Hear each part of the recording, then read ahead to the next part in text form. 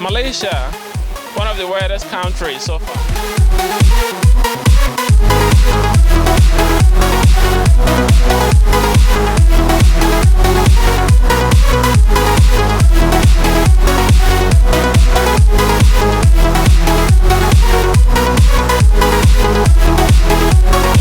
Welcome to Science Technologies, and my name is Collins, and today we'll be talking about 2 points that makes Malaysia so weird for us internationals who live here in Malaysia.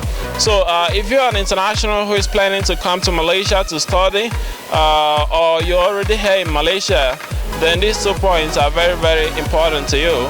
It is, number 1 point is employment in Malaysia. So it is very, very weird for us internationals, because you come here, you study, you waste a lot of money, and you wish to stay back in Malaysia and work and gain some money, but you wouldn't. It's very, very hard for you to get a job as an international here in Malaysia, even people that graduated from the local university here.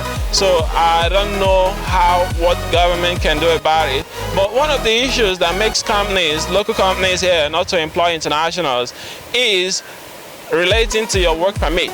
Because for a local company here to employ you as an international, they have to do your work permit for you, and they have to pay for your work permit for the duration of 5 years.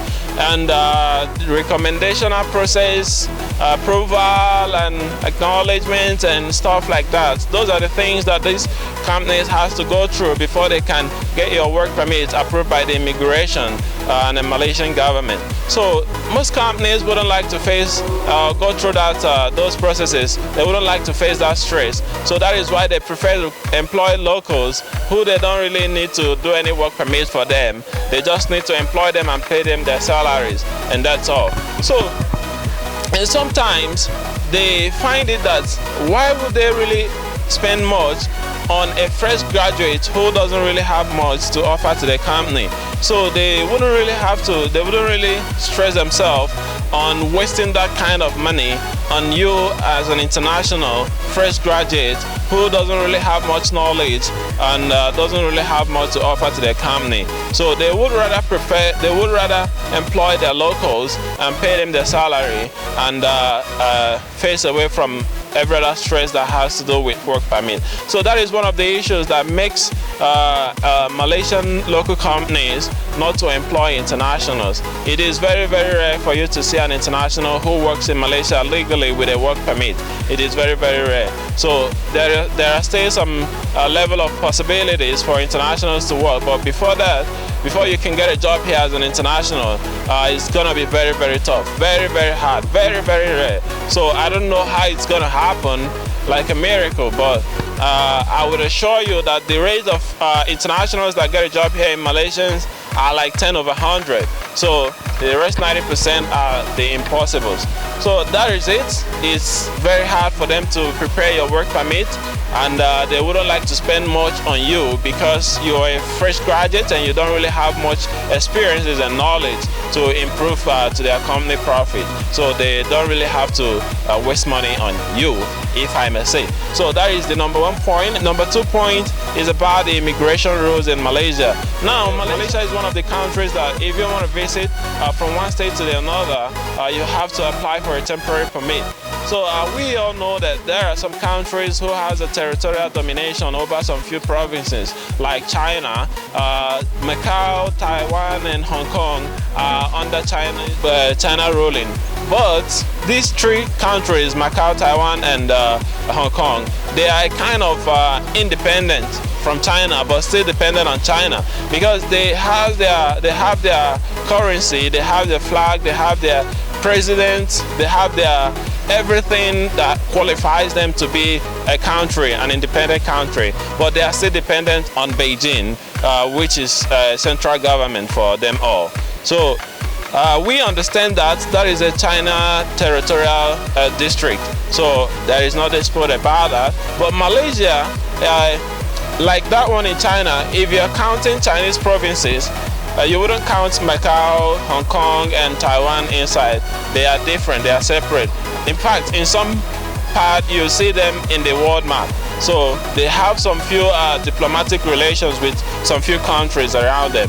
So that is qualified enough for them to be an independent country. But in Malaysia, Malaysia has 13 states, and these 13 states, if you're counting them, you would count in these 2 states that I'm going to tell you that are part of Malaysia.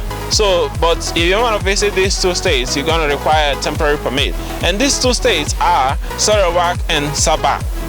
So these 2 states in the Malaysian map, if you see it, it's like 2 countries joined together, but it is being divided by a river. So one part is called the eastern part of Malaysia and one part is the western part of Malaysia. So that eastern part of Malaysia, those 2 states are called the Sarawak and Sabah, and they are sometimes called the Borneo, and this place we are called the Peninsula, which is the western part of Malaysia. So those 2 states, Sarawak and Sabah, if you want to visit that place, those places, from here, the mainland, the peninsula of Malaysia, you have to require a temporary permit to visit there as an international.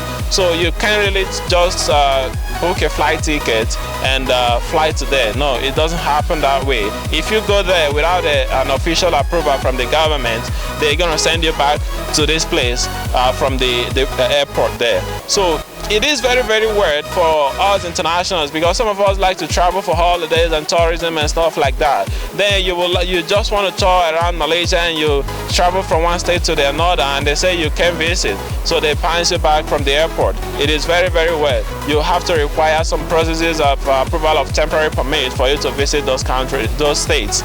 So I don't know why it's like that.